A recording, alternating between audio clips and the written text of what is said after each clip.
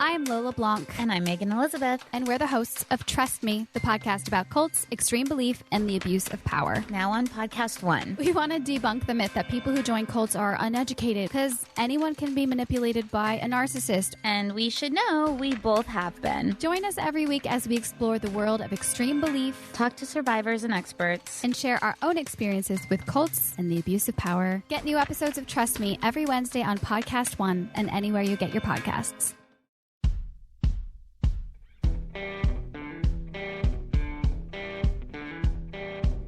I'm Brett. And I'm Alice. And we are the prosecutors.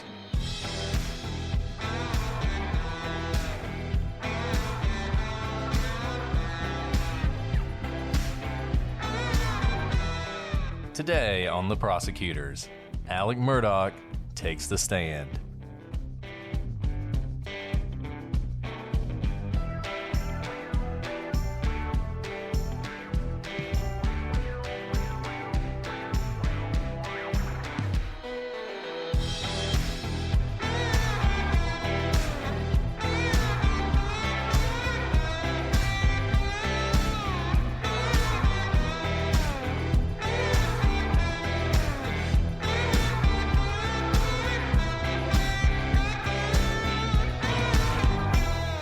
Hello, everybody, and welcome to this episode of The Prosecutors. I'm Brett, and I'm joined, as always, by my alluring co-host, Big Al.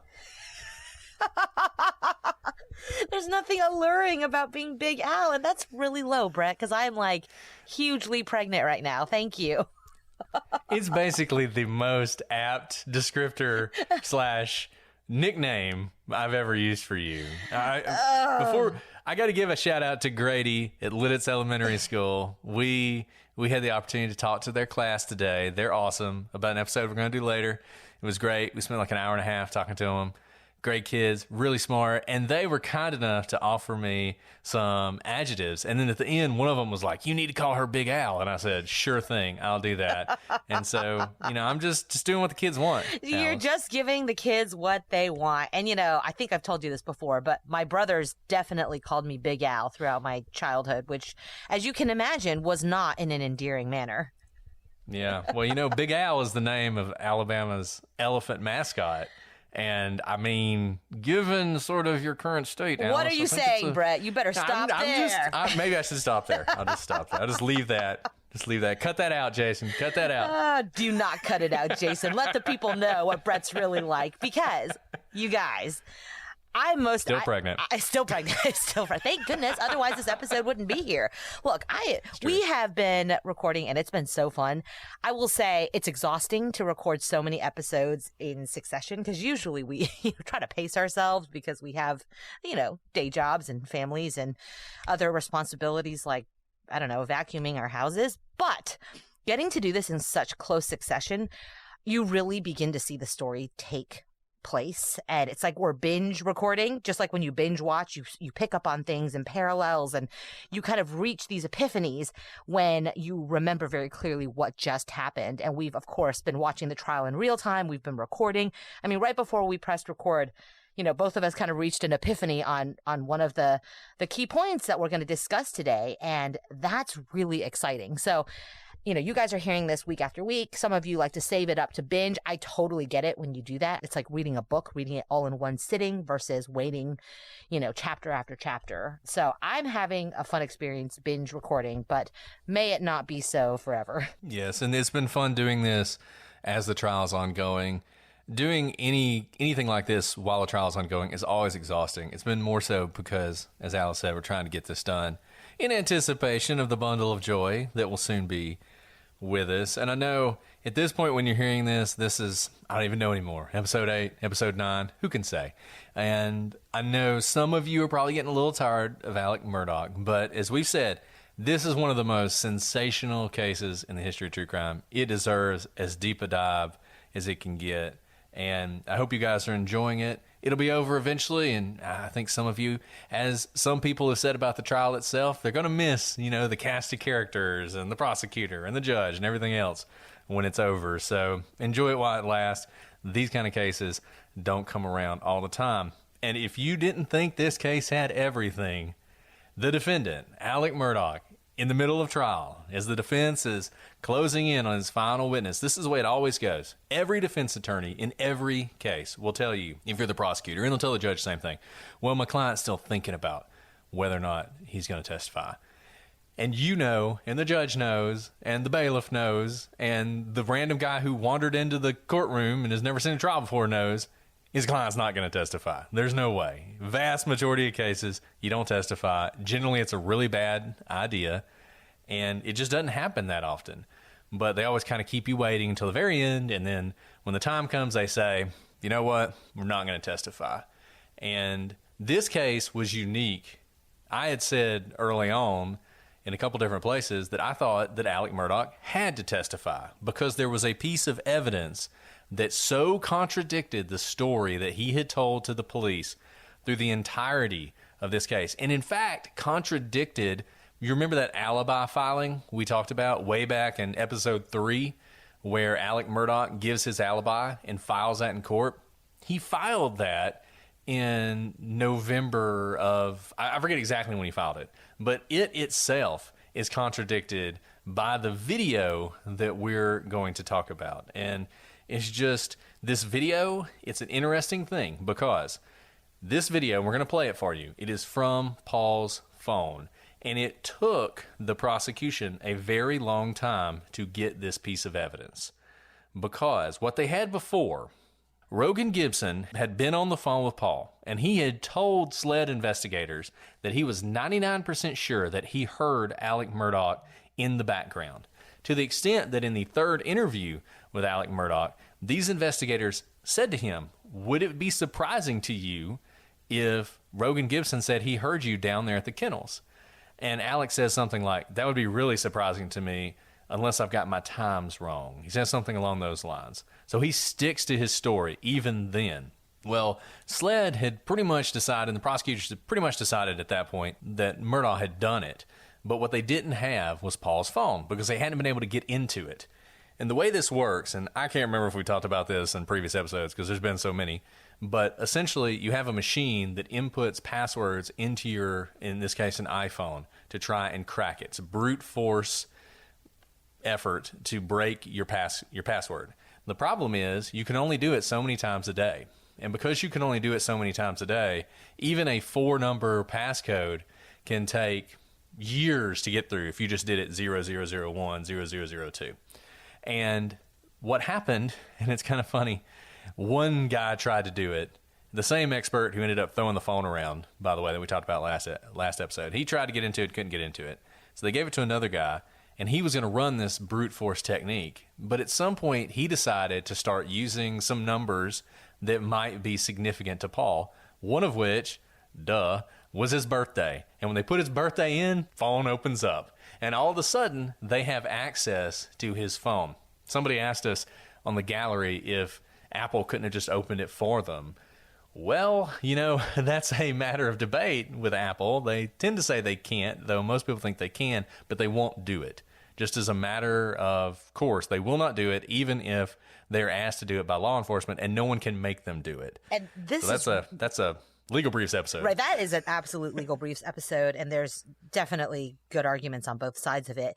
We have faced this a lot, actually, you know, more often than not, we'll get a phone that we try to crack for a very, very long time. And there are times that it's never cracked, actually. They kept trying with him. That was really smart of them to use numbers that matter. But like Brett said, because you're limited to the number of tries per time, or the phone wipes itself, and you don't want that to happen, obviously, it is literally a waiting game. You can't rush it. You know, you can't just let the machine try an infinite number of combinations.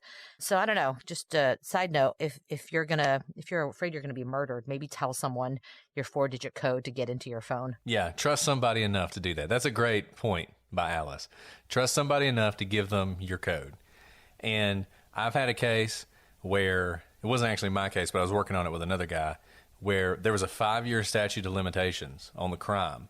But they knew in order to prove it, they needed the cell phone. And they had been running this program on that cell phone for 5 years. And literally a month before the statute ran, they got in. And then they were able to move forward. So it can be an almost insurmountable thing.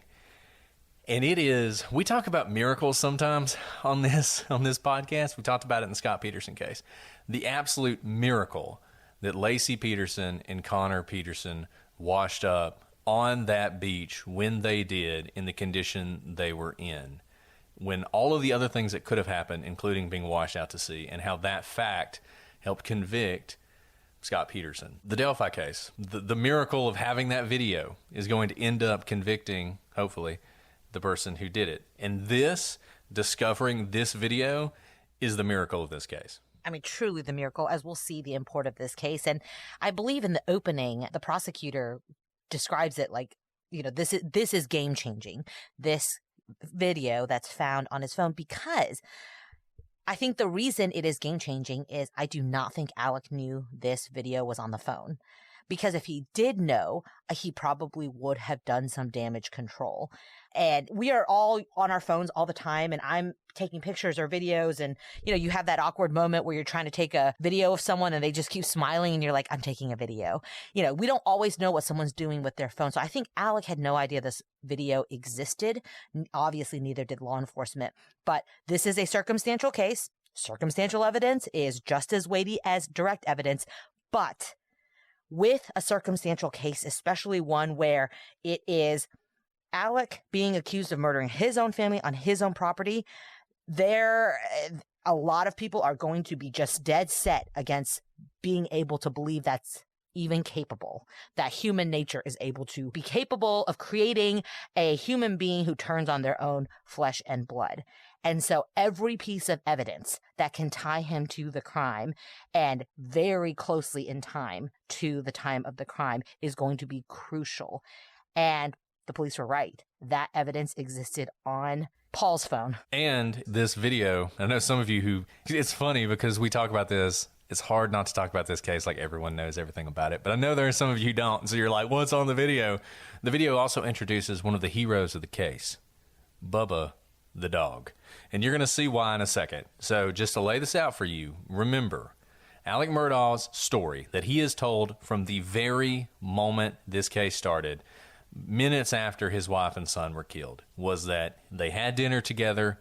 He laid down on the couch, was playing with his phone, fell asleep, woke up later, tried to call Maggie. It was time. He really needed to go see his mom because he'd meant to see her all day and it was getting late.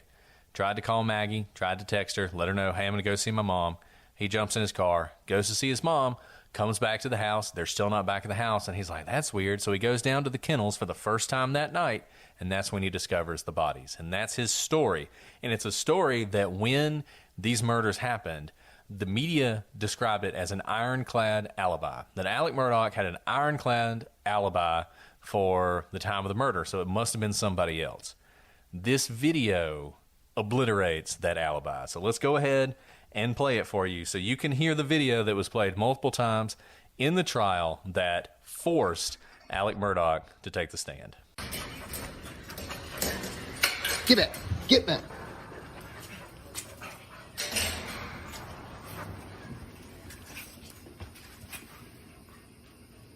Quit, Cash. Come. Quit. It's okay. Come here. Come on, baby. Come here, Cash. Shit. Come here. Post it. Cash. Hey, he's got a bird in his mouth. Bubba. Hey, Bubba. It's a guinea. This is a chicken. Come here, Bubba. Come here, Cash. Come here, Bubba. Cash. Quit.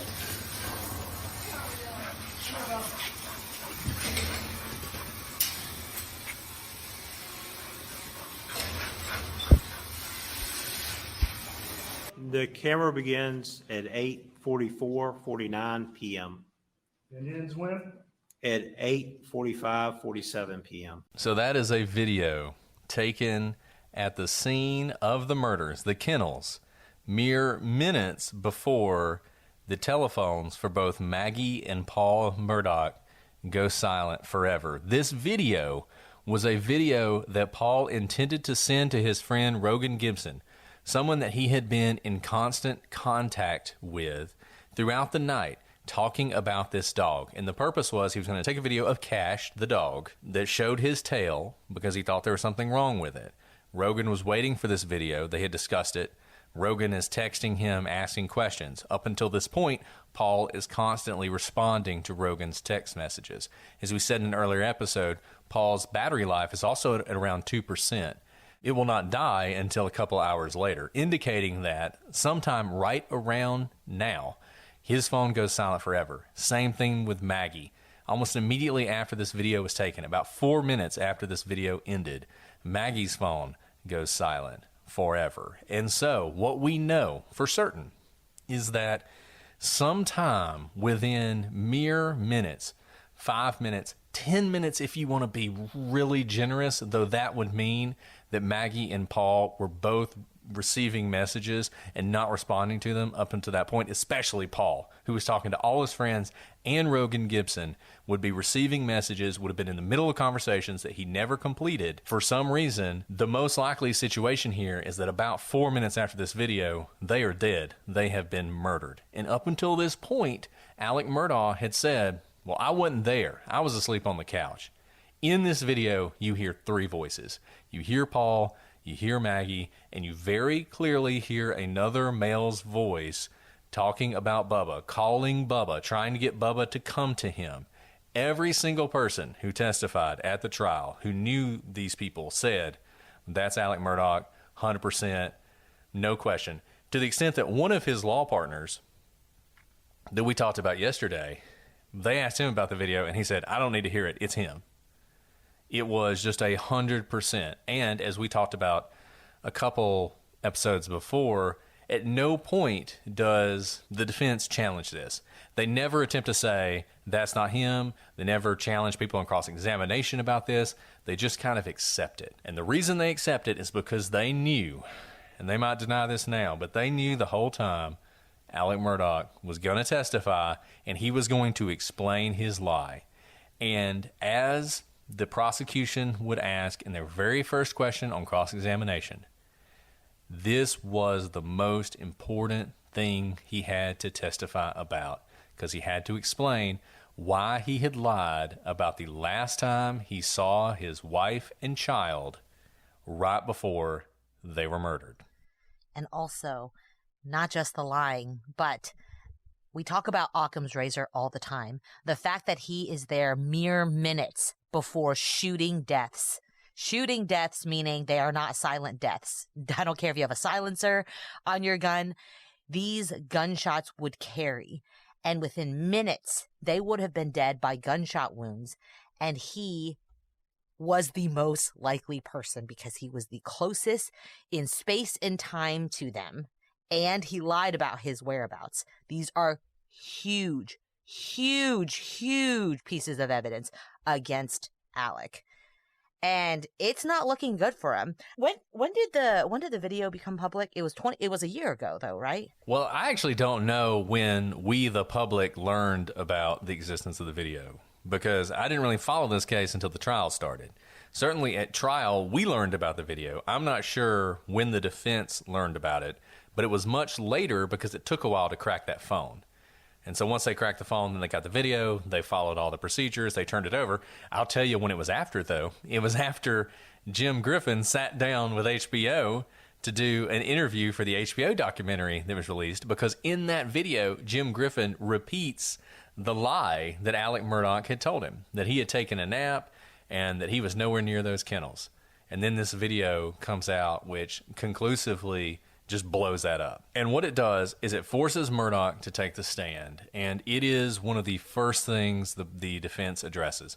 The first thing they do is they ask him, did you shoot your family? He says no. He says something which some people have seized upon. And as I've said before, I never seize upon this stuff because I just don't normally think it's as significant as some people think it is. But he says, I would never intentionally harm Maggie or Paul. The intentionally, a lot of people have wondered how much baggage that word carries. But in any event, he answers the question that way. Then the next question is, did you tell the truth about where you were that night? And he says no, he lied about it. And so at this point, we start to get the story of where he is. And this changes the timeline that we gave you earlier. So let's give you the new timeline according to Alec Murdaugh. And this is so important because trials are about evidence. We say this all the time. Trials are about evidence, and most people can maintain that objectivity during a trial. But one of the advantages to a defendant testifying, even though there are so many disadvantages, one of the advantages is the trial really does become so focused on one thing. Do you believe him or not? And so many people will focus on the emotion of the defendant, the believability. Does he seem credible? Is he admitting things that he doesn't want to admit that make you think that when he tells you he didn't commit this crime, he's telling the truth? People focus on that so much, and sometimes they lose sight of the evidence. So it's important to back up and look at the timeline as he established it and question, does the evidence that we have around that line up with the story he's telling? So let's talk about this. The 8:15 dinner, still solid. They get to the farm, they have dinner, it's already been prepared for them. Very quickly, they eat. At 8:30, Paul is heading to the kennels. Interestingly, Alex says once again that he did not know where Paul was. That Paul was sort of off doing his thing, so he wasn't really sure where he went. This is interesting to me because I don't know. I have a theory about why he lies about this that I'll talk about later. But I don't know, besides that theory, why he would do this. It seems like the most obvious thing to do would just say, yeah, Paul said he was heading down to the kennels. Or Paul and Maggie said they were going down to the kennels together. But that's not what he says. He says he's not entirely sure where Paul was going. At this point, Maggie says she's going down to the kennels, and she asks Alec, come with me. I don't want to go by myself. This is actually consistent because, as we learned from other people who testified in the trial, Maggie did not like to go down to the kennels alone. She was afraid of the kennels. They were dark. They were a third of a mile away from the house. It was right near to the wilderness. All the reasons you can imagine. You know, Bigfoot's going to come out of those woods or something. I mean, I wouldn't want to be down there either. She didn't want to be down there alone, so she asked him. There are wild animals. You know, it's not just fear of the dark or whatnot. It's dark. There's no lights because it's a private property. You're walking through not necessarily paved paths. There are snakes. There's bugs. There's coyotes. You know, this is a hunting ground, so there's animals out there as well. I probably would be the same. A lot of pigs, actually, they can be very aggressive, and they're very large, and they can charge. And we've talked about this before over the course of these episodes. I won't belabor the point, but somebody mentioned it on Facebook that they felt sorry for the pigs. And do not feel sorry for the pigs because they would not feel sorry for you. The pigs are dangerous animals and they are pests. Anyway, so he says, nah, I don't really feel like going out there. And the story he tells is he'd already changed clothes. He didn't want to get all sweaty. He'd been out on the farm already and he'd gotten all sweaty. And he didn't want to get sweaty again. He'd already taken a shower, so he didn't want to go. So she goes alone, which is not consistent with what Maggie would do based on the testimony. But that's what he's telling us, is she went alone. At some point thereafter, he says, you know what, I thought about it and I decided Maggie wants me to go, I'm going to go. So he hops in to his golf cart that he has parked next to the front steps of the property, and he putters on down to the kennels.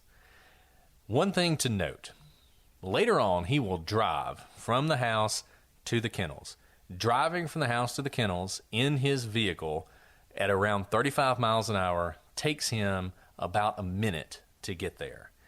At this point, he's in a golf cart. He's going to describe it as taking a couple of minutes.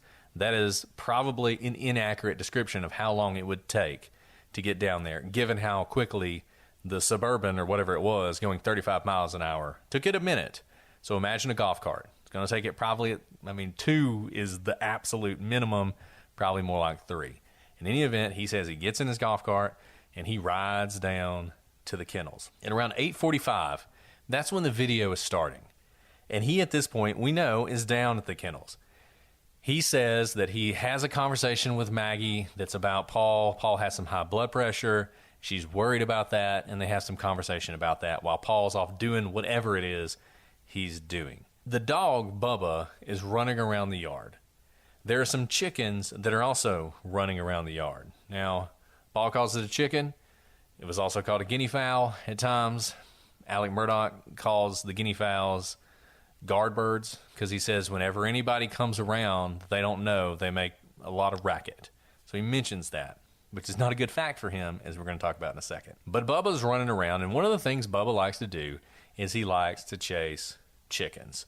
And at some point, he gets this chicken, and you hear this happen on the video. You hear Maggie, and one of the last things she's ever going to do, note that Bubba has got a chicken in his mouth, or a guinea is what she says. And Paul says it's a chicken. At this point, you hear Alec start to yell for the dog, for Bubba to come to him. He does it several times. This actually contradicts something else Alec says. Alec says he never got off of the golf cart. He basically rides down the golf cart. He gets there. He talks to Maggie for a few minutes. All of a sudden, Bubba's got the chicken. He says Bubba is so excited about having the chicken, he wants to bring it to you. So he basically sits there on the golf cart. He brings the chicken to him. He gets the chicken. The only time he gets off the golf cart is he takes the chicken and he puts it up. So basically, in his story, Bubba comes over to him pretty quickly. He gets the chicken and he puts it up. The chicken, sadly, will later die. It will sacrifice itself for this. I guess the chicken is also a hero. Bubba and the chicken are both heroes in this case, because if this hadn't happened, you wouldn't have heard Alec's voice on that video. On this 50-second video, it would have been so easy to miss him. But because of Bubba and the chicken, you don't. You know, we just listened to the video, so it's at the top of mind here. That's what's so interesting is the video, of course, never shows anything but the dog, Cash, who is the subject of the video. The subject of the video is not the guinea or Bubba or Maggie or Alec. So, but for this dog going off and, you know, happily trapping a guinea or a chicken, we never would have known that Alec was there. And you can also tell during this that because Paul responds, there's no way that Alec wouldn't have known he was there. It very much sounds like, you know, he doesn't turn his camera towards the action. This is probably something that happens not infrequently. You have hunting dogs, you know, Bubba's one of their favorite dogs. He's out and about. He probably does this all the time. So Paul doesn't even turn the camera when he says it's a chicken. Like, this happens all the time. This is not some special event that I have to capture. He is on a mission to show Rogan what's wrong with the dog's tail, not try to capture whatever's happening, this sideshow. And I can't even believe how lucky and unlucky for Alec this is. But for this video capturing his voice, we never would have known he was down there. And also, you can hear the action and the scuffling that's happening. It does not appear that Alec is stationary. He's kind of huffing a little bit and quite exerting effort. You can hear the effort in his breathing as he's trying to chase the dog in order to get the chicken out of his mouth. So, an interesting thing about this, and what I would advise you do, we always tell you, go to the sources. Don't trust us. You can find Alec Murdaugh's testimony all over YouTube. I want you to listen to it, and I want you to listen to it with one thought in mind. I want you to focus on what he remembers clearly and what he doesn't remember at all. Up until this point, his memory is crystal clear, to the point that he is giving us way more detail than we'd want to know. He's talking about Bubba. He's talking about, like, which trees Bubba is peeing on. He's talking about which chicken it was, and the fact that they're guard chickens, and Bubba, the way he does it. He's not trying to kill them. He just wants to grab them, and he remembers exactly how he got the chicken out of his mouth. He remembers exactly the conversation he had with Maggie. He remembers exactly where he put the chicken. He has an almost photographic memory about everything that was happening. He puts that chicken where it will end up dying, and from that point till a point sometime later, his memory gets very fuzzy. He's asked, what did you do after you put down the chicken? And he says something which, like I said, I don't really believe in Freudian slips. This one I did believe in, because it struck me immediately. He said, the words he used, I got out of there. I got out of there. Not, I left. Not, I told Maggie and Paul I need to go see my mom. Nothing like that. He got out of there. So in his telling, he puts that chicken down, and then he makes a beeline for that golf cart. He hops in it, and he's heading out. He got out of there. He's riding back up to the house. He at no point says or can say what exactly he said to Maggie at that moment, whether he said anything to Paul, whether he said anything to Maggie. He may very well have left without saying anything at all. And this is something that becomes very striking to a lot of people. An hour after this happens, he is going to find his wife and son brutally murdered. And a lot of people who have suffered any kind of tragedy have said, I always remembered. I replayed those moments over and over in my head, and I never forgot the last thing that I said to the people that I cared about. And I will tell you, there are some of you out there right now who don't buy that, who say, oh, I don't know. You might forget. Well, it was a traumatic situation. And that's fine. One of the interesting things about juries is there are 12 people in that jury. For some section of that jury, that fact is something they will never get past. Probably a pretty big number of them will never get past the fact that he could not say the last words he said to his wife and his son before he left that area. And even if there are other people who that doesn't mean anything to, that's fine. Maybe some other piece of evidence will convince them. And I think that's an important thing to remember in a circumstantial case. We talk about this a lot. People often take it piece of evidence by piece of evidence. That's not how you do it. Look at the whole. There may be certain pieces that are really convincing to you and certain pieces that are really convincing to other people. It's an interesting thing about the reasonable man. What's reasonable to you is not necessarily entirely reasonable to me. What's convincing to you isn't necessarily what's convincing to me. And really smart lawyers will know you should hit a point hard that you think is going to win some people, but make sure you have some other points as well. And this is one that I think swayed a lot of people when they heard that. I got out of there probably swayed some people. And I don't really remember anything I said before I left probably swayed some people. Yeah, and it is stark. Go watch it's probably a 10-minute, 20-minute sort of part of his testimony, but the immense detail he provides about the chicken and Bubba is almost comical if this were not a murder trial. And then his utter lack of ability to remember a single thing after he puts that chicken on the kennel where it ultimately dies is stark. Right? We always talk about if he had been hazy in his memory the entire time, that would have been one thing. But there is a demarcation from when he is able to remember things down to the very details of how he stuck his hand in Bubba's mouth and a leash and a collar on Bubba to Bubba's favorite, whatever. Everything about Bubba, the way he yelped excitedly when he had a chicken in his mouth and then they were dead. Or I don't even know if I said goodbye to them. I left.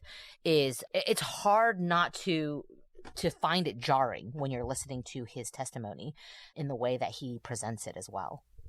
And you may be saying to yourself, well, that's actually believable, because if he was lying, he would say to Maggie, hey, I'm going to ride back up to the house and I'm going to go see my mom. But here's the problem. He had already told the story that he had concocted about what happened that night. And included in that story was when he decided to go see his mom, he texted Maggie and tried to call her to let her know that he was going to do that. If he said, well, I told her I'm going to go up and go see my mom. If he said that, that would be contradicted by his later statements. The story he is telling you, he has had the benefit of hearing the entirety of the prosecution's case. And he often, in his testimony, which I thought was really bad, and I think Alice feels the same way. It was so lawyerly, but it kind of made it seem like this was all constructed. He constantly refers to the evidence. He constantly says, well, as the prosecution showed in their examination of my cell phone, I left at 8:48 or whatever, right? It was so clear that the story he was telling wasn't just his story. It was a story that was influenced and built around the evidence he knew he could not contradict. So he can't say, I told Maggie I was going to go see my mom, because then the question is, well, then why were you calling her and sending her text messages about what you were going to do? So he had to leave it vague. And that's a great point, because you're right. He was talking as if he were a lawyer, but it came off very stilted because you can see his mind turning, and he's trying to fit the new alibi with his old alibi and the evidence that's come out, everything that he's heard. And he quite literally said, I think at one point he almost even says like an exhibit number. That's how stilted it was. And he referred to testimony by other people as testimony. As you heard so-and-so testify. We don't care, because the only person who's still alive from that night, from the kennels, is you. And you are the one who can tell us what happened. We don't really care how that squares away with video or cell phone pings or action on TikTok or anything like that. We want to hear what you have to say. And the jurors they're welcome to talk after the verdict, and they some of them may speak up and talk about what they thought about his testimony, but it came off incredibly disingenuous. It was hard to get into the flow of a story because remember, from his point of view, he is supposed to be a loving father and husband who is devastated by the tragedy that has befallen his family. His wife and son are dead from gruesome gunshot wounds. He is not a lawyer sifting through the evidence. He is supposed to be this grieving husband and father from his perspective, trying to get to the truth, fighting for his life because the real killer is still out there somewhere. And his testimony truly did not sound like that. It sounded like a bullet point of responding to the evidence as it had already been presented in a way that really didn't fit logic. So he says, I got out of there. I agree, Brett. I mean, I think a lot of people seized on the get out of there. It's your own property. It's your own kennel. That's a strange turn of phrase to explain how you leave your own property. When I leave my kitchen, I don't usually say, and then I got out of there, unless I had set a fire in there and wanted to quickly leave, something along those lines. But it was a strange turn of phrase. And very interestingly, Jim Griffin, his attorney, doesn't follow up on it. So he just leads him through the new timeline that Alec is presenting on the stand. So Alec says he leaves the kennels and he makes his way up to the house. And that's when he lays down on the couch. Because remember, his first story that he's been repeating for the last couple of years is that he took a nap the entire time. But now we have the kennel video that cuts into that nap he took. So he's still sticking to that story that he took a nap. Now, instead of after dinner, this nap apparently is coming after the 8:45 video. Can I just say about this? It is so interesting to just look at this story he has to tell because he is so restricted by the things that we know and the things that he's already said. So, for instance, what can he not say?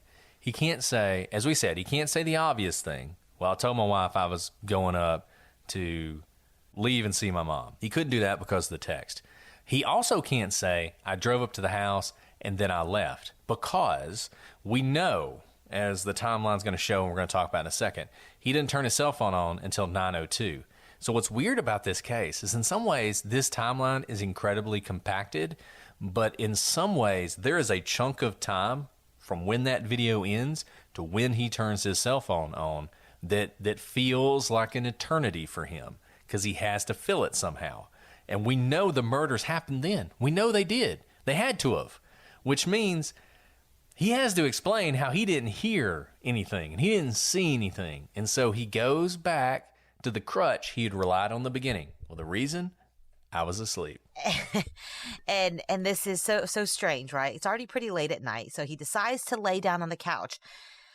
Again, this is fuzzy. This is not with the level of detail that he has when talking about Bubba and the chicken. He kind of bumbles around. He says he may or may not have gotten a spit cup, and he may or may not have fallen asleep in a very, very short amount of time. We're talking minutes. We're not talking about like an hour or so. But he lays down and kind of says, I might have fallen asleep. I kind of drifted. I'm not sure. But again, he said he took a nap, and he needs to explain how he doesn't hear gunshots. And so this is making his way into the new timeline. And I want to focus on something Alice just said, because it's something that nobody ever mentioned, I don't think, in the case, that I think is significant. It is late. It's really late to lay down and take a nap. It's like a bedtime. It's already a bedtime. Exactly. Certainly for me, man, if I make it to 10 o'clock, I'm happy, right? He says in his original story made more sense. Right? Because in his original story, he said, I'd eaten, I was laying down on the couch, I was watching television, I was playing on my phone, which, by the way, is a lie, because the time he would have been taking a nap, his phone was off and had no activity. But nevertheless, that's what he says, and I drifted off to sleep. So in the initial story, it's an accident.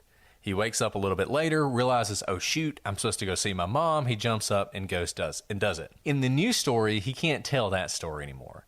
In the new story, he intentionally decides at 9 o'clock at night, when the caretaker for his mother had called him earlier in the day and said, you need to come see your mom because she's really upset, he decides to take a nap. At this point, this late in the day, when he has not gone to see his mom, he decides to do this.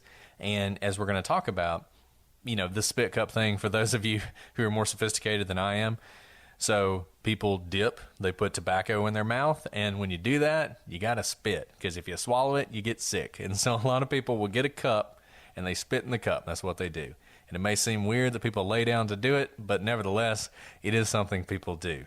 It is interesting to point it out because this nap has to be about the shortest nap in history. Remember, the video from the cell phone happened at around 8:45. He's got to get that chicken. He's got to get it out of Bubba's mouth. He's got to put it up. He's got to jump back in his golf cart. He's got to, quote unquote, get out of there. And then he has to make the third of a mile trip back to the house. A trip that we know it took at least 2 minutes and probably more like 3. So he is getting back to the house around 8:50. His cell phone is going to come on at 9:02. This would be one of the shortest naps in the history of naps. Exactly. So very, very short nap, especially after all the physical action he just had, and probably some level of adrenaline of getting a chicken out of a dog's mouth. Some people can turn that adrenaline off and go right to sleep. But just know, this wasn't like a leisurely stroll around the property. He had just wrestled a chicken that was near death and ultimately died out of his hunting dog's mouth, who was very excited to get this chicken and who was not going to give it up without a fight. Hops into his golf cart, rushes back home, is dipping, and may or may not have fallen asleep in the span of about 5-10 minutes or so. We have other parts of the timeline that fit into what he's saying from the phone records.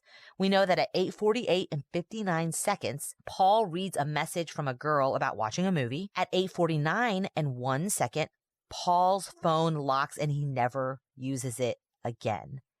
So 4 minutes after the kennel video, 4 minutes, Paul's phone goes dark. Of course, we don't know what happens except that there is constant movement on his phone, constant action. He is in constant conversation with more than one person. Rogan, with this girl about watching a movie.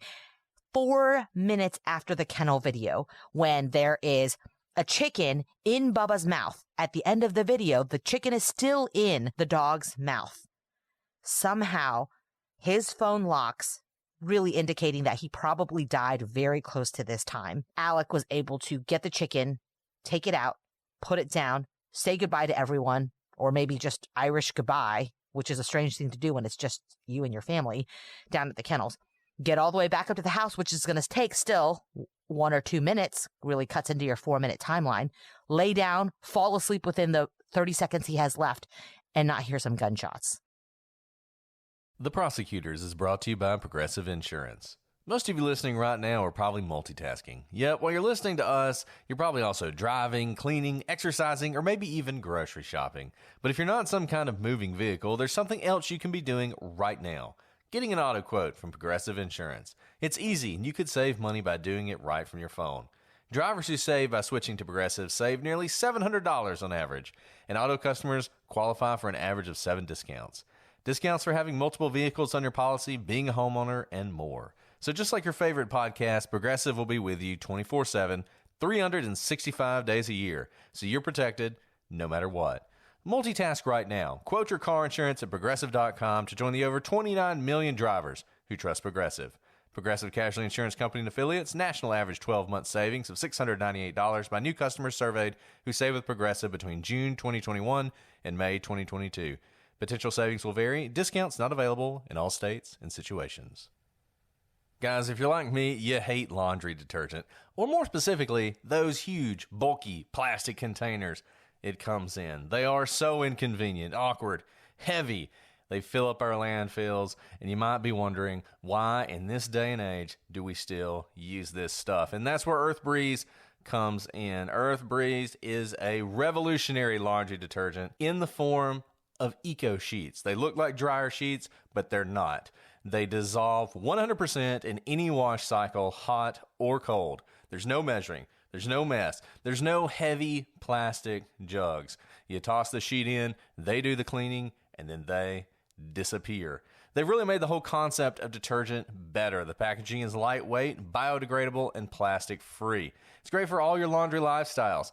If you have sensitive skin, they make eco sheets that are hypoallergenic and dermatologist tested. Earth Breeze is compatible with high-efficiency washers, gray water systems, and it is septic free. There is no reason for you not to try eco sheets right now. Most importantly, you will get a powerful clean. Earth Breeze is tough on stains. It fights odors, and your clothes come out clean every time. Now, don't just take my word for it. You can try for yourself with their risk-free 100% satisfaction guarantee. If you don't like it, Earth Breeze will give you a full refund. No questions asked, and you even get to keep the laundry detergent. Switch from old-fashioned goo to something new. Right now, our listeners can subscribe to Earth Breeze and save 40%.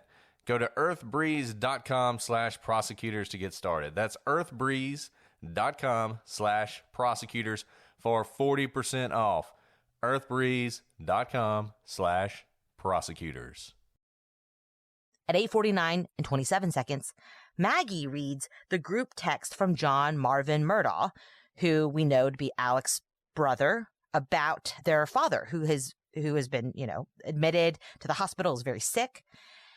And very soon after she reads that group text at 8:49 and 31 seconds, so 30 seconds after Paul's phone locks, Maggie's phone locks, and she never uses it again. This is probably the time that 30 seconds, something happened in those 30 seconds to the two of them. Very, very likely. And we know that because, remember, Paul was in constant conversation with Rogan, and at 8:49 and 35 seconds, so 4 seconds after Maggie's phone locks, Paul gets a text from Rogan because he was supposed to send that video that he took 4 minutes earlier, but Paul never reads the text and he never responds to Rogan. And the text says, "See if you can get a good picture of it being the dog's tail. Marion wants to send it to a girl we know that's a vet. Tell him to sit and stay and he shouldn't move around too much." This goes along with the fact that they were in constant communication about the dog's tail. And the dog is Rogan's dog. And so he's trying to figure out what's going on through the video, through a failed FaceTime call, and now through a text to see if they can better position the dog so that they can send the picture to a vet. That is an incredibly close timeline. In that 30 seconds, I think the phone action tells you that Paul and Maggie were incapacitated. And this is such a perfect example of circumstantial evidence, because circumstantial evidence is what we use to navigate the world. People knock it all the time. We defend it all the time. But it's making an inference from what you see. And, we talked to Bob Mata about this, and Bob was like, well, we don't know exactly when they died. We do, because we know how Paul was acting. He was in constant communication with Rogan. They were in the middle of a conversation. It was as if Rogan was standing right next to him, to the extent that Paul tried to take a Snapchat of this dog. They couldn't see it, so he's going to take a video and send it. He's texting back and forth with him. Rogan is sending him this text, like, I know you're going to take a video, but also see if you can take a picture. And Paul never responds. Paul doesn't respond because Paul is probably dead by then. The murder is happening right around this time. Right around as Maggie's phone locks and Paul is getting this text that he never sees and he never responds to. That's the time of the murder. 8:49 and 35 seconds. Call it 8:50. Call it 8:50 if you want to. 5 minutes after that video was taken. About the time that you could imagine Alec Murdaugh putting on his golf cart up to the house. There's another thing that Alice and I noticed when we were listening to this before we started this, that never came up in the trial, or it came up, but not in this way. We talked about that water. The SLED agents, the people who showed up, they all noted that there was water at the scene, but there was no hose running. Someone had turned the hose off, and they had put the hose up. Didn't know exactly who it was. There was testimony about it. And the theory for the prosecution was that Alec had washed himself. He'd washed his hands off. He'd gotten rid of any blood, and that was sort of where he cleaned up, was at the kennels. And maybe he did. Maybe that's exactly what he did. But what's interesting about the water, the hose turns on during the video. You can hear it. When you're listening to the video, that hose turns on. That hose was running at that point. There was water at those kennels, but it wasn't so much water that hose would have been running for 30 minutes. And what that tells me is that tightens this timeline even more. So it's not just the cell phone. It's the fact that the water is already running when the video starts.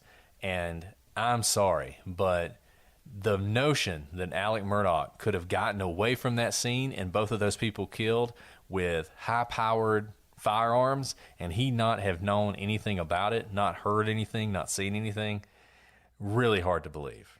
I mean, listen to the video. Now listen to the video with the eye towards when the water turns on. The water turns on about halfway through this 50-second video. So it's coming on at about 8:45 and 30 seconds, something like that. And here's the other thing about the hose. Because you can't see who's turning it on, but because of the positioning of Paul in the kennel with the dog trying to take a picture of the video, it really does not appear that he's the one turning on the hose. So it's probably Alec or Maggie who's turned it on.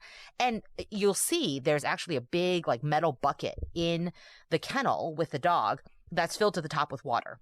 This is very typical. It's a huge bucket of water. It's not like a small little dog bowl because these are outdoor dogs and you probably fill up their buckets whenever you get down there, once a day or so. You don't want to have to remember to do it all the time. They're hunting dogs. It's hot out there. It's South Carolina. So you want them to have access to water. I used to ride horses. We do this with horses. You fill up a big tub of water.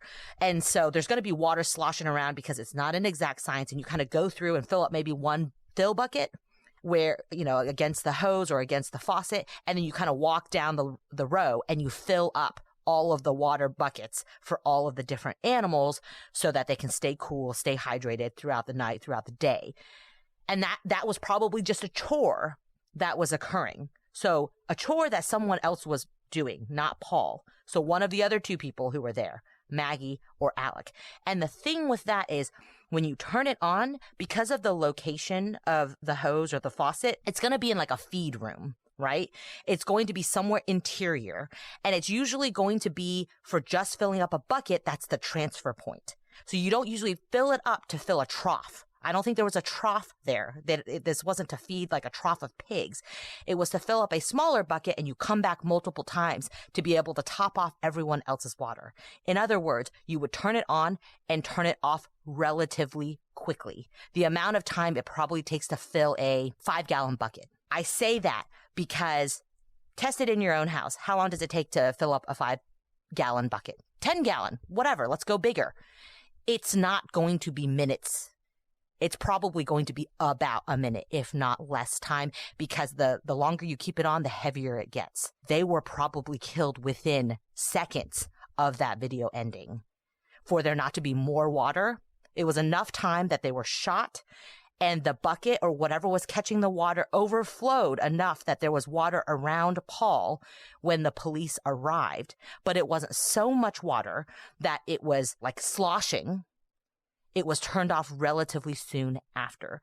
So I think the fact that we've heard this water running in the video, it's very likely that within seconds, within minutes of the video ending, things are happening that are leading to their death.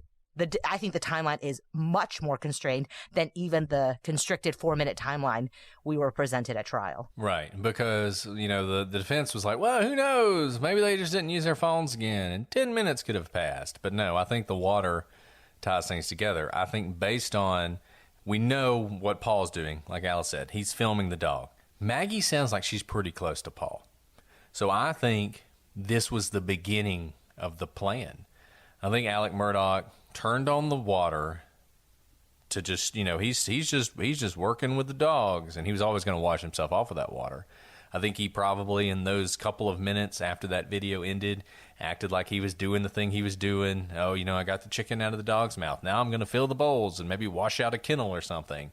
And then at some point, when the moment was right, he struck. He killed his family. He then used the hose to wash off. Then he turned off the water. And the water you see is about the amount of water you would expect for that kind of the timeline to happen. And the fact that the water was turned off and the hose was put up, some random person isn't going to do that. They're not going to take the time to do that. But he did. And I think the water probably ends up being, we kind of, it's funny because when this started, we said, why are they talking about water so much? And they never really explained why they were talking about water. But now I think the water was probably pretty significant. And that's a great point. We talk a lot about the guns that were used in this murder and the location of the kennels all point to someone who was very comfortable or familiar with the property and with the guns of the family, and how unlikely it would be that a killer would come onto this gated property and just assume or hope that the family guns were on the property for them to use to commit the murders. Same with what you just said about putting up the hose and turning off the water. Who cares? This isn't your house. Leave the water running. Why put up the chore items in a neat manner? Because you're used to it. That's what you do every single time you go to turn on the water. You have steps that you take to keep order within your kennels. And so the fact that everything was put back, I think also goes to show that it was someone familiar with this area. At 8:54, this is really just within 5 minutes of both Maggie and Paul's phone going dark. Maggie's phone changed orientation to landscape, meaning it was moved. 4 seconds later, it changes to portrait, again, showing that it was moved. And 10 seconds after that, its camera is activated for facial recognition for 1 second, but it doesn't unlock, indicating that when the phone was trying to facial recognize, the person it was trying to recognize was not Maggie. At the same time, Maggie's phone registers 59 steps are taken. There are no more steps until it's found the next day, and the phone locks in portrait orientation at 8:55 and 52 seconds. So essentially, it sounds like someone other than Maggie is handling the phone for about 1 minute, from 8:54 to 8:55, and they're doing something to the phone because it's trying to read their face. You don't do anything to cause an iPhone to read your face. It just senses there's a face and starts to try to read it. You can probably do this if you pick up someone's phone who's not yours. It starts to spin and tries to recognize your face. And the changing of the orientations, again, is something purposeful. It's not just tumbling down a hill. It's when someone moves it to try and look at it. And of course, it moves in steps, but also we know that it's tossed some amount of distance from her body. Note, though, that this is all happening, and I think the evidence shows that it's not Maggie who's handling her phone, and her phone went dark 5 minutes earlier. So she very likely died sometime between 8:49 and 8:54. And so did Paul, right, of course. Look, there's not much you can dispute about this timeline. I think she's dead at 8:50. If you disagree with me, she's dead by 8:54:40. There's no question about that. That is the absolute latest that Paul and Maggie are dead. 8:54 and 40 seconds, because whoever handled this phone was not Maggie. And let's talk about that. If we think she's dead by 8:50, what's happening for those 4 minutes before I think the killer picks up her phone? Maybe turning off the water. Maybe putting up the hose, maybe doing a little bit of cleanup, walking around, making sure some guns are missing, turning around, looking at what needs to be locked up, closed up, taking away any evidence, brushing away footprints. Putting up the dogs. What about the dogs? The dogs are out and about. Probably, we know that at least Bubba's running around free. There's a chicken that's half dead, about to die on a kennel. And there is some amount of gathering yourself before you leave. Walk over to Maggie, and look, who knows why it's Maggie's phone that somebody picks up, the killer picks up, but she was in constant communication with other people. He may have been trying to get into the phone to see what was going on. Maybe he did think there was a video that was taken, except he thought it was on Maggie's phone, because remember, Paul's phone was about to die. It was 2%. And maybe he had seen that. Maybe he'd seen that the phone was on like the red battery, and like, oh, that wasn't the phone that was used. Maybe it was Maggie's phone that was used. Maybe she had been on the phone because she had been looking at a text from John Marvin just 4 seconds before her phone locks. She is reading a group text from a family member of Alex.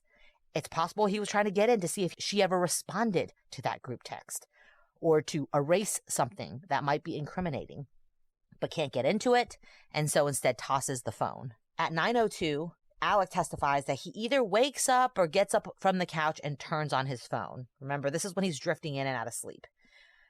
And conveniently, his phone has actually been off since 8:09 p.m. So it's been off for almost an hour. We talked about last episode where his law partners and people who knew him well said that he was never without his phone. He always had his phone. Of course, during cross-examination, Alex says, sure, the property had pretty bad signal, so you had to be in the right place to get signal.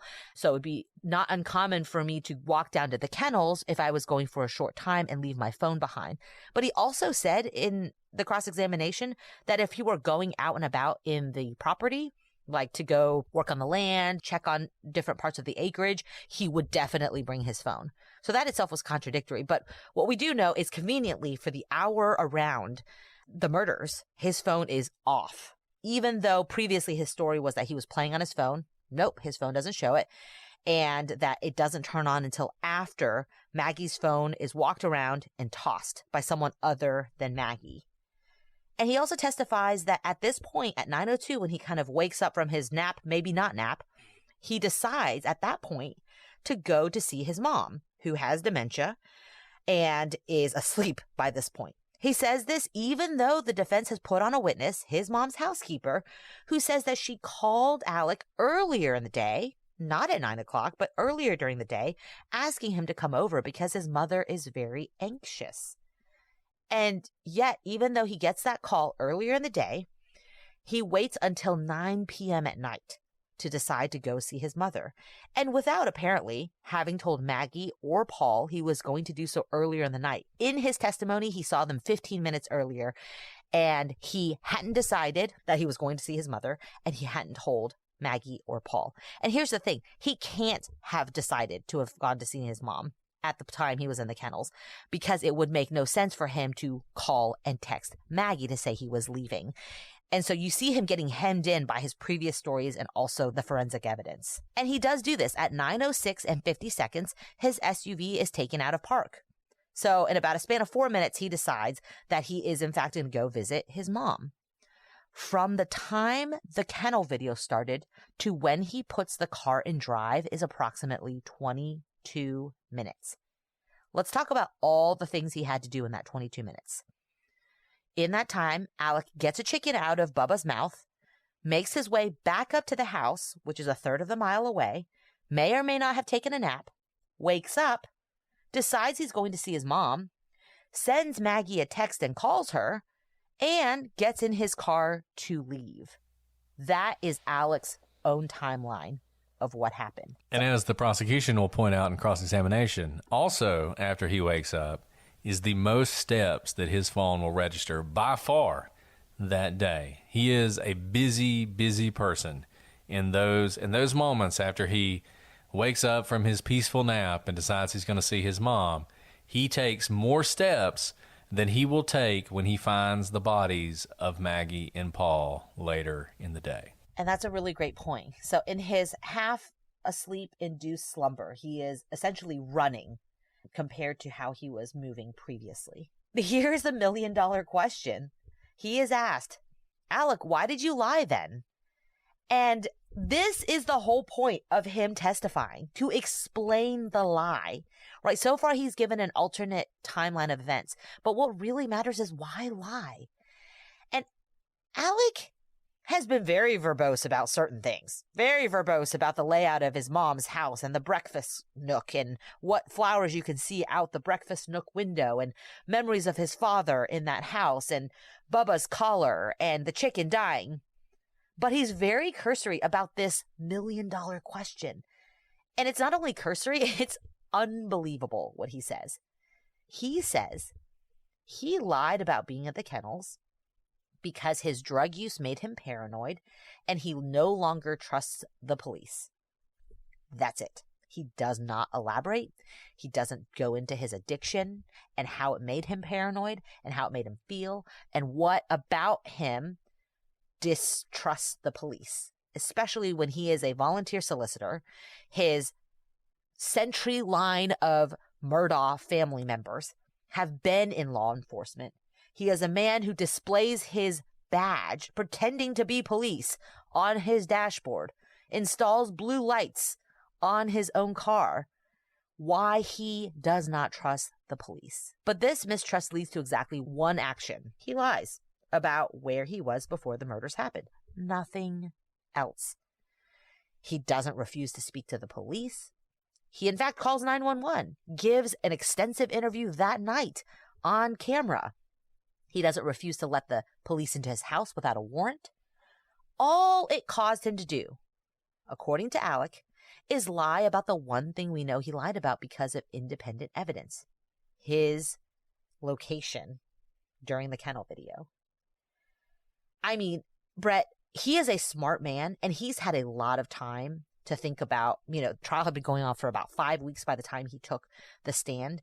He had a long time to think about what his answer to this question would be, and he would know, as his attorneys would know, that this answer would make or break him in terms of his credibility with the jury, and he had a terrible answer for it.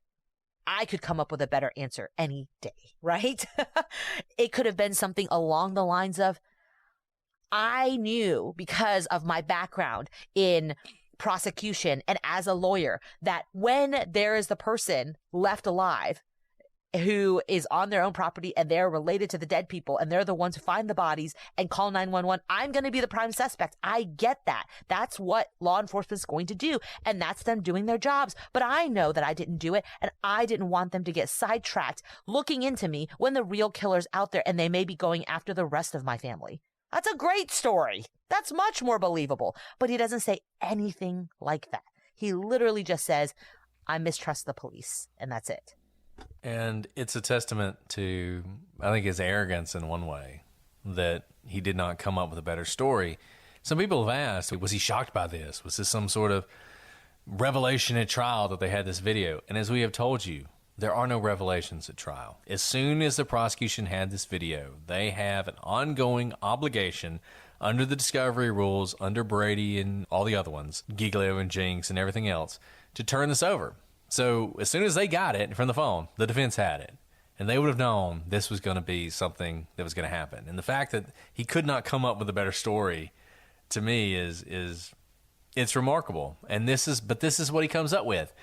And I think the reason for this is that he does the thing that so many of these people do. And you see it in Casey Anthony's, another good example. Trying to use the language of actual victims, of actual sufferers and people who have struggled to overcome things to their advantage. It is such a dirty thing to do. And he's trying to use the language of an addict. He is trying to tap into the national problem we have with opioid abuse. I have no doubt he was taking opioids. No doubt. I'm sure he was. But what he wants you to think is, this is my disease. It was my disease talk. One me, it was my disease talking, and it led me to this drug paranoia, and that's why I did the things we've done. And I will tell you, we have heard from so many people who have actually struggled with opioids, who were so deeply insulted by this, because this is not what happens when you actually are struggling with this addiction. It sounded honestly a lot like he had watched the documentary Dope Sick and repeated what he heard on Dope Sick of how it makes you feel when you're in withdrawal. And this is what Brett and I do. We've handled a lot of pill mill cases. I have interviewed hundreds, maybe more, addicts who were on incredible amounts of opioid pills per day.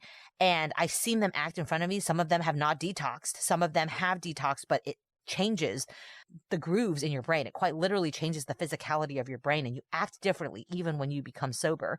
And I mean, everyone acts differently when they're addicted, but it sounded like he was playing a part and he was repeating things of people who had truly suffered addiction from like a movie, not even knowing someone in person who had gone through this.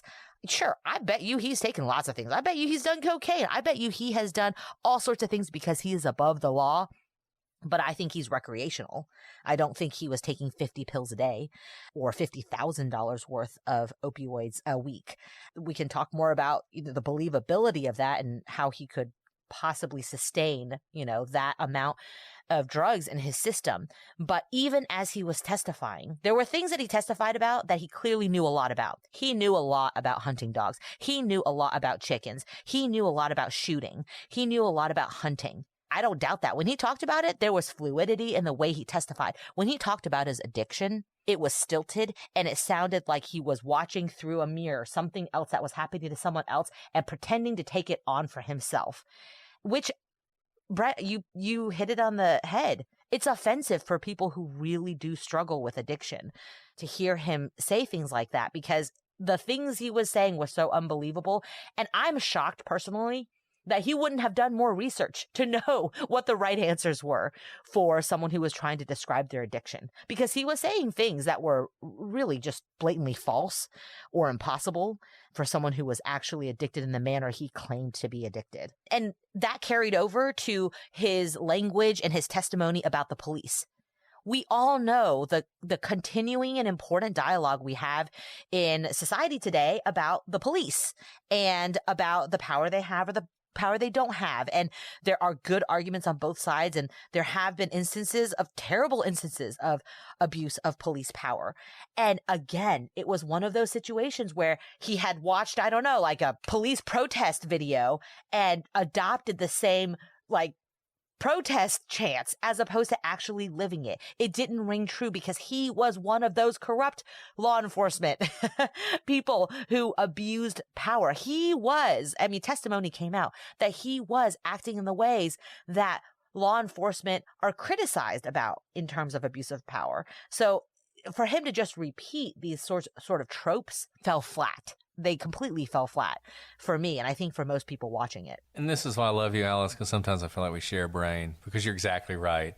So he starts off, he's aping the language of addicts, people who've struggled with addiction and people who have attempted to overcome what is a very difficult addiction. Opioids are one of the most addictive things that you can be involved in. But that's not good enough for him. He then attempts to ape the language of people who have had unfortunate interactions with the police. And look, I don't care what your politics are. The fact of the matter is, and Alice and I have dealt with this in our jobs, there are certain communities who do not view the police as their friends. They view the police as their enemies. It makes dealing with crime very difficult, and they have legitimate grievances that have to be dealt with, or else crime is going to continue to be a huge problem in a lot of places. And Alec Murdaugh attempts to tap into that. This man who, you know, who's the face of privilege and power. Exactly. Whatever your definition of privilege is, whatever you think about that, even if you don't like the word privilege, even if you only think privilege is a very limited thing and people throw that word around way too much, even if you think that, Alec Murdaugh is privileged. He is the face of it. And yet he's going to try and tell you that, well, you know, the reason I lied about the last moments I had with my wife and child. And just imagine this for a second. This man who claims he loves his wife and child more than anything, rather than give the police every piece of information they need to find the killer, is going to lie to them because he doesn't really trust the police. I mean, who trusts the police these days, right? Right. You know, I mean, it's like he's expecting people to nod along in the audience. Oh, yeah, you know, you can't trust the police, right? And he says this even though he is the last person in this world who can make this claim. He is an assistant solicitor. His family for 100 years have run the criminal justice system in this area. He doesn't just know all the cops. They are beholden to him.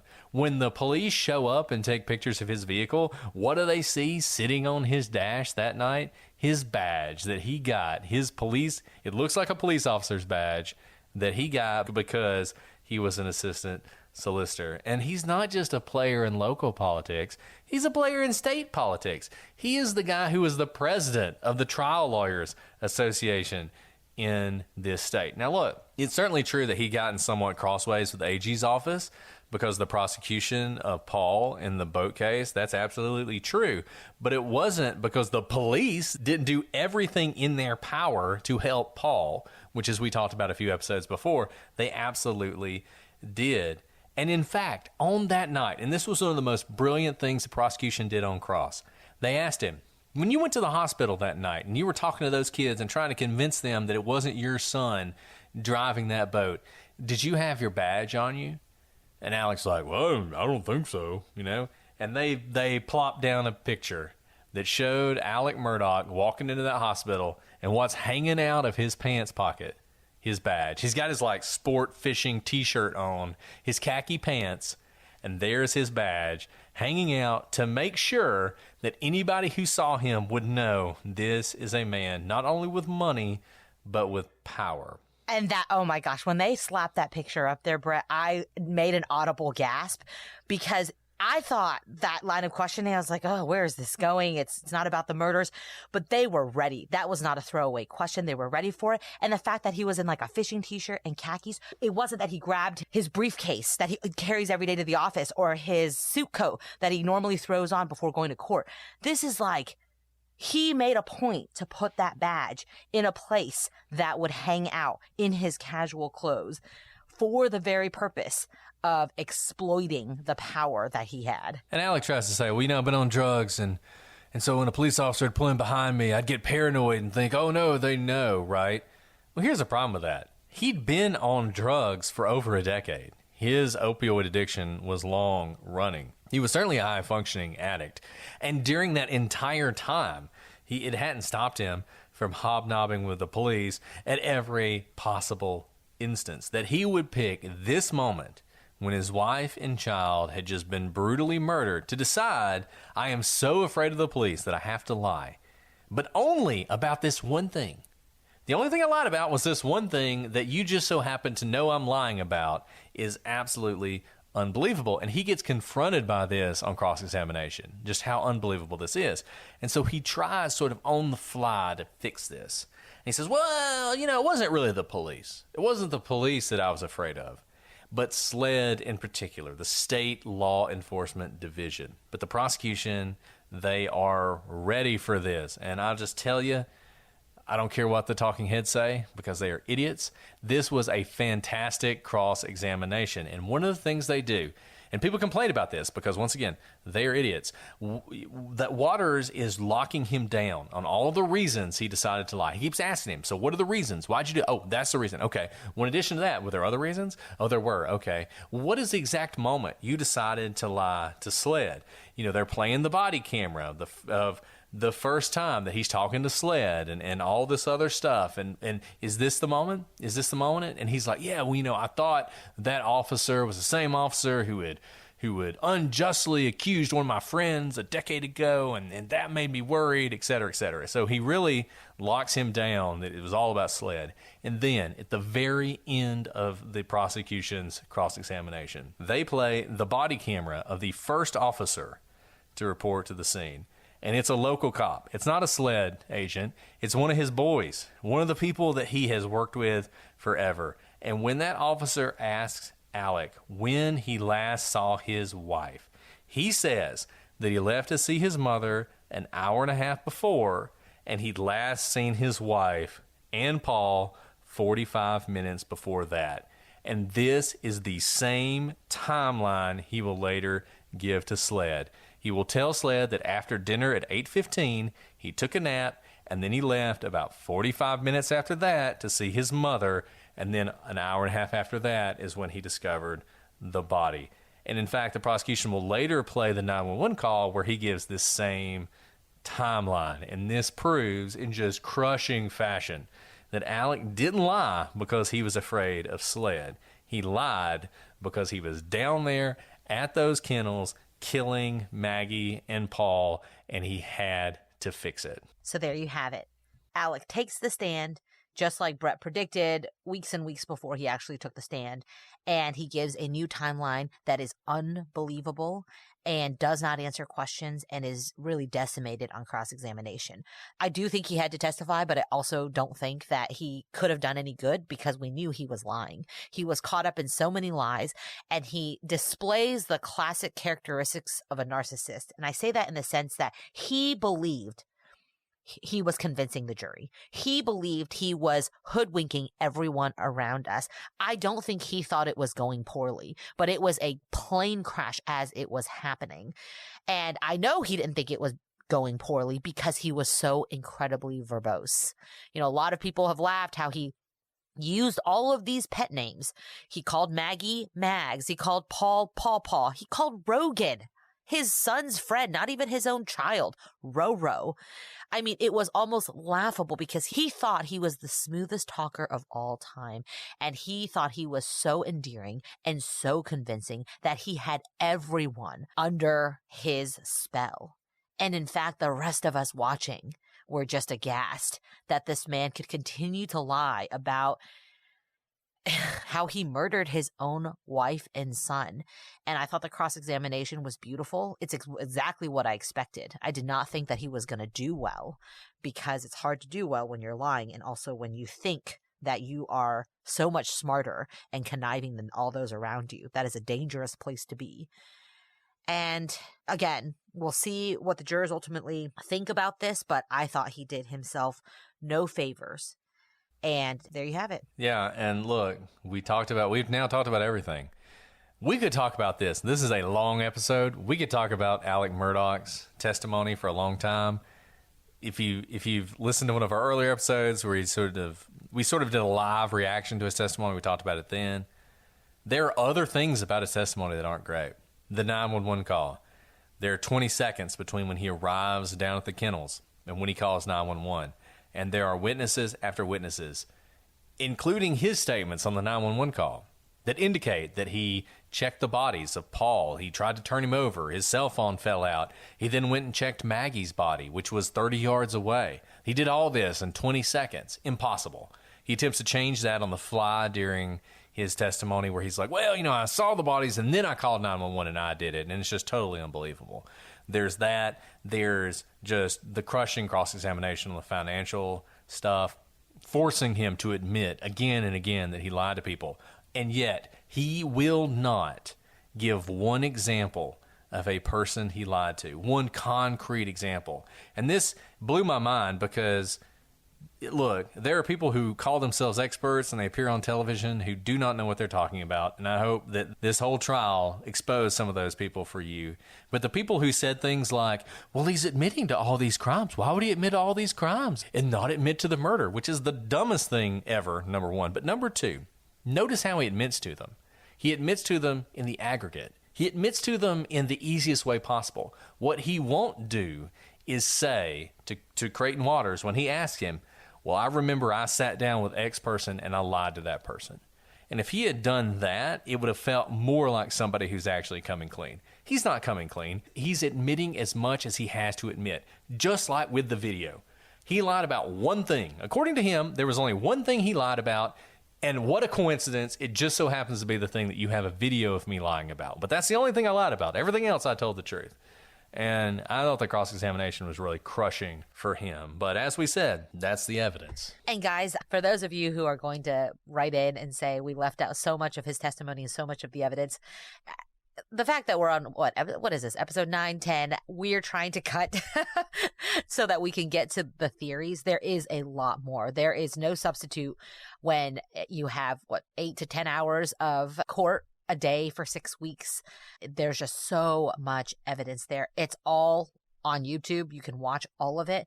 We've tried to hit on the key points that really hone down to what we think are the key pieces of evidence that I think make it completely beyond a reasonable doubt that he was the one who killed his wife and son. Yeah, and next week we're going to wrap all this up. We're going to talk about theories, possibilities, how exactly this went down, why it went down. I don't think we've hidden our view of what happened. We'll give you the alternate view, and you can decide for yourself. But we're going to wrap this up. This is episode 8, episode 9. I can't even remember. We'll do the next episode, and then we'll be done with Alec Murdaugh for now. Who knows what might happen in the future.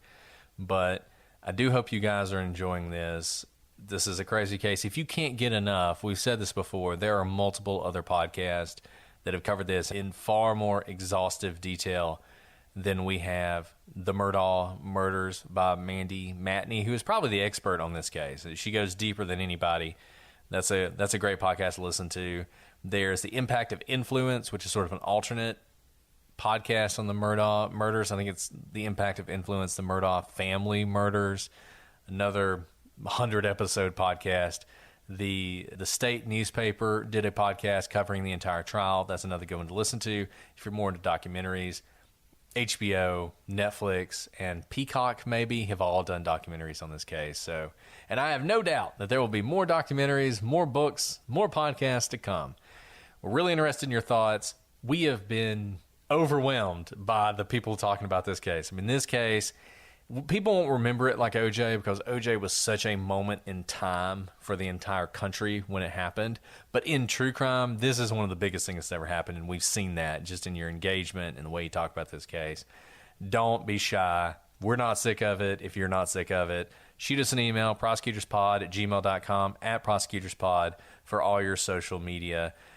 Hello to those of you watching on YouTube, and to those of you listening early and ad-free. Thank you so much to all of you on Patreon. I mean, so many people have joined the Patreon in the last couple months, and that was a thing that we started because so many people said they wanted to support us. We never imagined that it would grow the way it has. I hope you guys are enjoying the early episodes. I hope you're enjoying the live episodes. We love the live episodes. We've become kind of addicted to them. They're so fun. They're so much fun. I can't. Okay, so I'm gonna tell you something really quick because this baby is still on the inside for who knows how longer. We've done a couple lives for the Murdaugh. I didn't tell you this, Brett, but one of our first lives, I definitely had contractions all throughout the night because I was so excited on the live. I was like, oh no, Murdaugh's really going to make this baby come. But they are so fun because you guys give us so much energy. Quite literally thousands of you show up for it, and we have such a blast, and it sounds like you guys do too. So we'll keep doing them. We might have to take a little bit of break while I go, have this baby, but we will be back with them. So thanks for making those fun for us as well. And remember, if you give at the $100 level, you get to name Alice's baby. So just remember that if you're listening now. I'm just kidding. Obviously, the baby's going to be named Brittany. I don't know why it would be anything else. So anyway, hopefully by the time you hear this, there will be a baby, and we will have given you some sort of update about it in the meantime. But next week, in the world in which we live, you guys will all hear the end of this saga, and then we'll move on to something completely different. But we got one more week of Murdaugh to go. But until then, I'm Brett. And I'm Alice. And we are the prosecutors.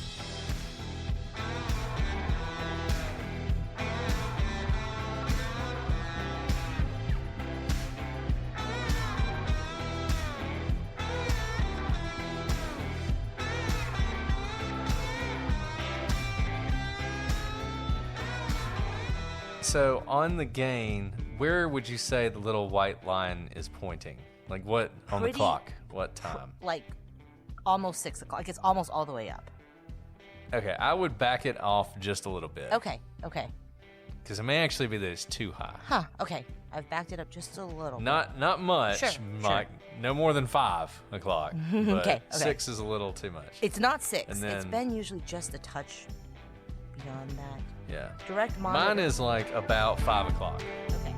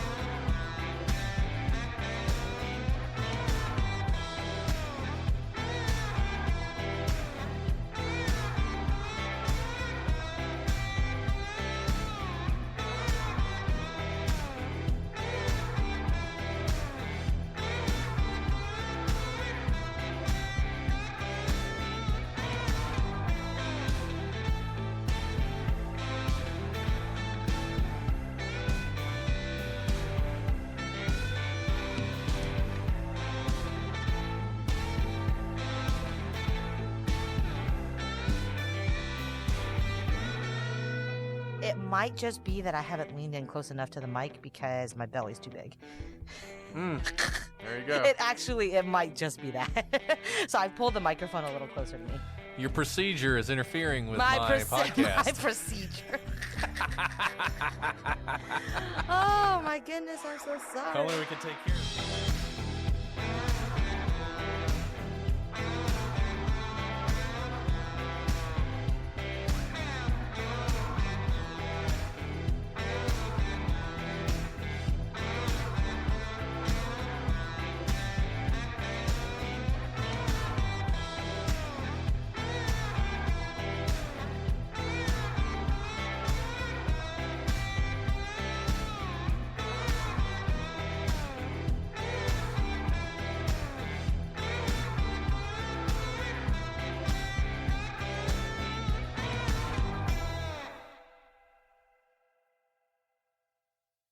All month long on Pluto TV, stream the biggest Tyler Perry movies free. Watch your favorites like Medea's Witness Protection and Medea's Big Happy Family. Join Tyler Perry as he goes on a couples retreat with Sharon Leal in Why Did I Get Married? Or Idris Elba and Gabrielle Union in the Tyler Perry directed film Daddy's Little Girls. Plus, Pluto TV has hundreds of channels with thousands more movies and TV shows. Available on live and on demand. Download the free Pluto TV app on all your favorite devices and start streaming now. Pluto TV. Drop in, watch free.